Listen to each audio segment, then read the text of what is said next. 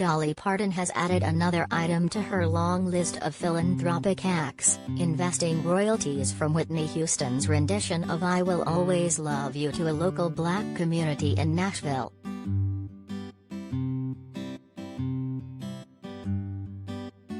In an appearance on Bravo's Watch What Happens Live with Andy Cohen on Thursday, Parton revealed to host Andy Cohen that the money she earned in royalties from gaining songwriting credits for Houston was invested in a property in a historically black neighborhood in Nashville.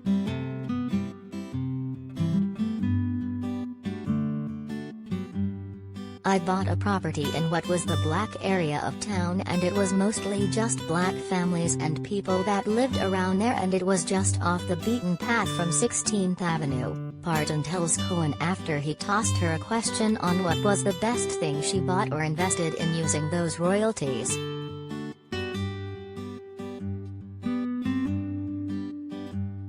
Parton adds that she loves the fact that she spent money on the complex.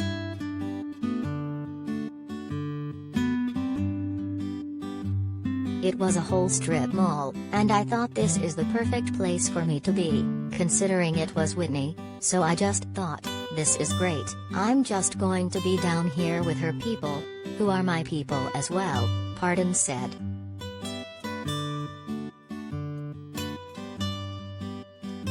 The song I Will Always Love You was written by Parton at a time when she was trying to leave Porter Wagoner's show that she started working with him on in 1967. She told Wagoner that she would only stay on the show for 5 years.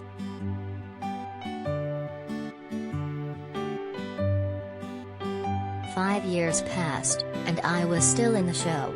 We were having big hit duets. It was his show, and I understood all that, but I still wanted to go.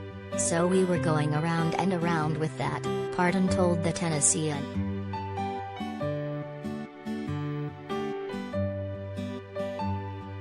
"So, finally, I thought, how am I gonna make him understand how much I appreciate everything, but that I have to go? He won't listen to me. Has not listening to reason when I want to go. So I went home and I thought, well, what do you do best? You write songs. So I sat down and I wrote this song."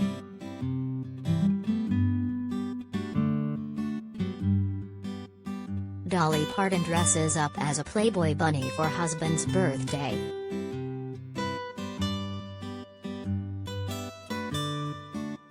Dolly Parton bringing new heart song launch to Pigeon Forge in 2023.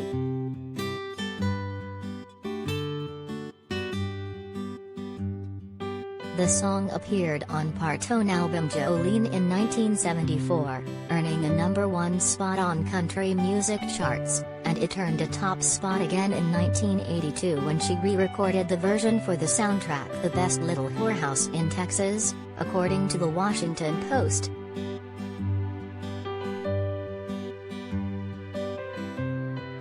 In 1992, Whitney Houston recorded her version of the song for her film, The Bodyguard. The song was part of the original soundtrack album of The Bodyguard that ended up winning the Grammy Album of the Year award in 1993.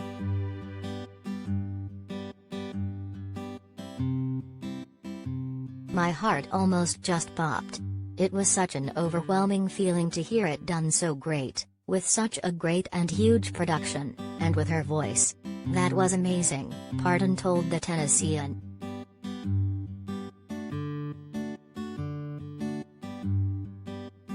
Parton purchased the 6,317-square-foot Mission-style complex in Nashville in February 1997, according to property records obtained by the Washington Post. David Ewing, a well-known Nashville historian, told USA Today that Parton's contribution came at a time when most artists wouldn't look towards the neighborhood to purchase property.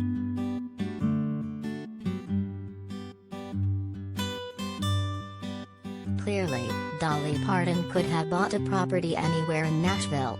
And at the time, it probably would have made more sense for who she was. I mean, it would have made more sense for Dolly to buy a music room where all the recording companies are and the artists' management companies are, Ewing said.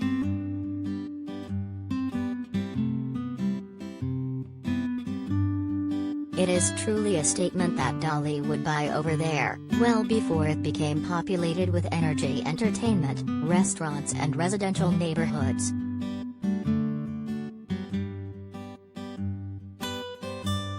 But, Ewing says Parton has always used her voice and her platform to talk about people who don't get the attention they deserve.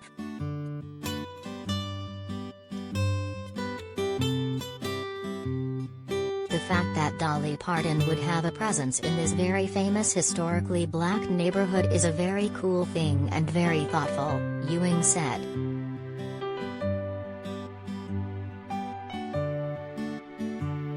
Contributing, Dave Paulson, USA Today Network.